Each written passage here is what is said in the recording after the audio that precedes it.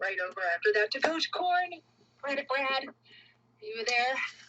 All right, I'm going to keep this real simple. Would you rather be happy or would you rather be miserable? I don't know how constant negative. I love you. That's mine. I love you. How can constant negativity be any fun at all? Even the Grinch, if you're looking at my little icon, even the Grinch is not happy. He's like, oh, I'm not going, I'm not going.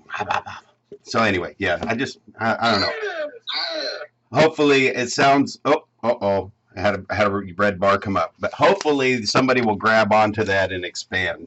So I'm thinking about rethinking. So that's the topic for today, and it's the dreaming, like Michelle, what you were talking about, the dreaming world versus the reality world. And I know there's some books out there. I haven't really read all these, but I'm going to share something that popped out on one of the books that I really, really liked. I haven't heard anybody talk about, and maybe they've read the book, and I'll spur some more conversation around that.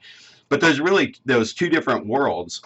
When I talk about creating a timeline of where you are today and where you want to be and dreaming and creating that vision in your mind, and there's all those checkpoints along the way that you got to hit to be moving through that process to know you're moving in the right direction. And this positivity is just knowing what the timeline is and thinking ahead of time of what challenges and where the negativity is going to hit you on that timeline, just knowing that up front so that you can be on purpose and ready for it when it comes.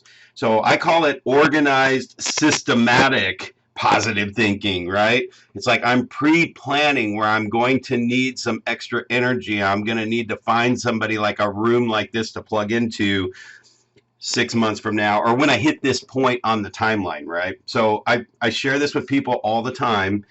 Whenever that negative talk is showing up, it's like, well, I can't do this and they're not letting me do that. And it's like, all right, so let's just draw a line down the middle of your page, right? Pros on one side, cons on the other.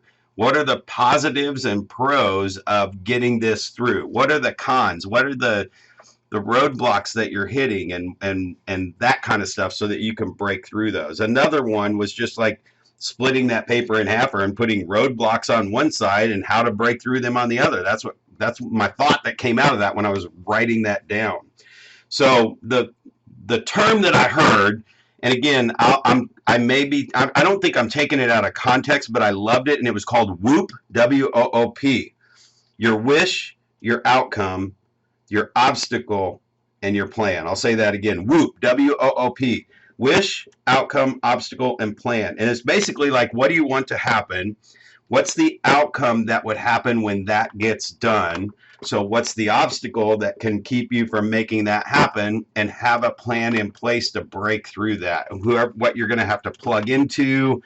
I mean, it could just be something like, you want a really great website. So you might go to a web conference for 2 days and just learn about the web. Not that you would do it, but you need to know how to break through the stuff that you're going to face along the way to create the website that you want. So I plug into training all the time and do all that stuff. So anyway, I think that book was Rethinking Positive Thinking or something like that. But WOOP would be what I would leave you with today. Hopefully somebody knows a little bit more about that, can expand on it.